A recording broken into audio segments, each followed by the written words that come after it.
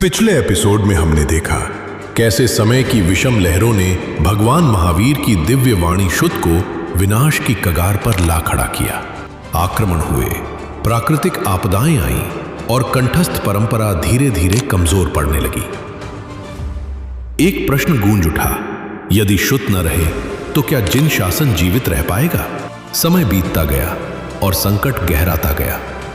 हजारों वर्षों से स्मरण में सुरक्षित ये दिव्य ज्ञान अब लुप्त होने की कगार पर था। श्री देवर्धि गणी क्षमा श्रमण जी की निश्रा में लगभग 500 आचार्यों ने 13-13 वर्षों की तपस्या के साथ शुद्ध को ग्रंथों में सुरक्षित करने का अद्वितीय भगीरथ प्रयास आरंभ किया। केवल स्मरण शक्ति, साधना और अटूट श्रद्धा, महान आचार्यों का त्याग, श्रावक श्राविकाओं का समर्पण और अनगिनत बलिदानों के कारण आज शुद्ध हमारे हाथों में है।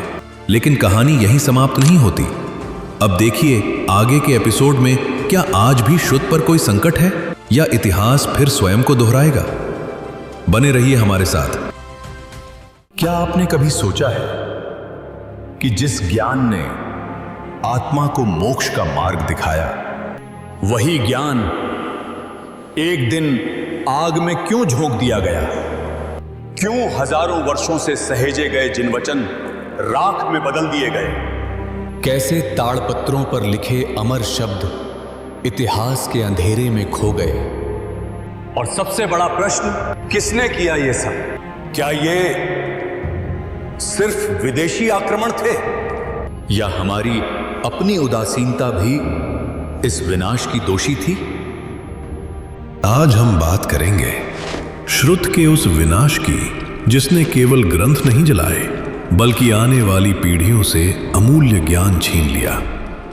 शास्त्र कहते हैं, विषम काल जिन बिंब जिन आगम भवियण को आधारा, अर्थात विषम समय में भी जिन बिंब और जिन वचन भवियों के लिए एकमात्र आधार है। जिन शासन की नींव न राजाओं से टिकी थी न तलवारों से, बल्कि श्रुत से।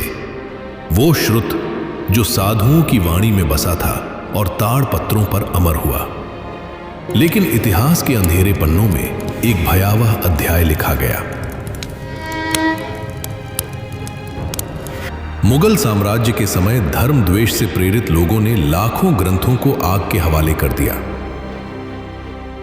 कहा जाता है, सेना की रसोई में लकड़ी की जगह ग्रंथों को जलाया गया।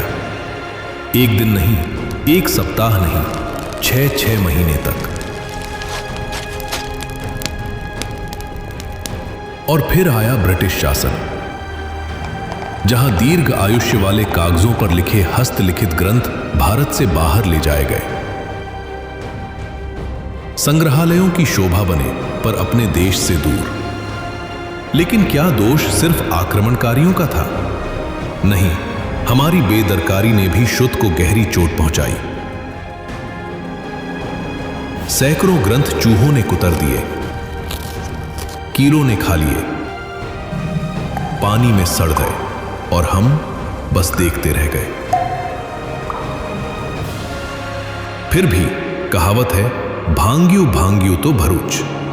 टूटा फूटा ही सही, लेकिन जो बचा वही भविष्य है। आज भी अगर हम मिलकर देशी शाही और कलम से दीर्घ आयुष्य वाले कागज और ताड़पत्रों पर शुद्ध को पुनः लिखवाएं, तो दशवय कालिक जैसे महान ग्रंथ फिर से जिन शासन की धारा को अविरत बहा सकते हैं। ये ग्रंथ भव सागर पार कराने वाले महाकाय जहाज बन सकते हैं। शुद्ध का विनाश हुआ था, लेकिन अगर हम जाग गए तो शुद्ध का पुनर्जन्म भी संभव है। तो साथियों, ये केवल इतिहास की कथा नहीं थी, ये था त्याग, तप और अटूट श्रद्धा का जीवंत प्रमाण। यदि उस समय वे महान आचार्य, वे श्रुतधर संत और वे समर्पित श्रावक श्राविकाएं ये भगीरथ प्रयास न करते, तो शायद आज हमारे हाथों में आगम न होते, न जिनवाणी का प्रकाश होता। श्रुत केवल ग्रंथ नहीं है, ये जिन शासन की आत्मा है। आज प्रश्न इतिहास से नहीं, हमसे है। क्या हम उस श्रुत निधि को पढ़ रहे हैं? क्या हम उसे समझ रहे हैं? क्या हम अगली पीढ़ी तक पहुंचा रहे हैं? क्योंकि यदि श्रुत सुरक्षित है तो शासन सुरक्षित है, और यदि श्रुत जीवित है तो जिनवाणी का प्रकाश कभी मंद नहीं होगा। आगे बढ़िए, श्रुत को जानिए और उसकी रक्षा का संकल्प लीजिए। अब हम अगले एपिसोड में देखेंगे भूकंप से टूटे घर हम फिर से बना लेते हैं। पर सोचिए, यदि जिन शासन का श्वास श्रुत ही जीर्ण हो जाए तो कैसे बचेगा वो ज्ञान जो विश्व के हर जीव के कल्याण का आधार है।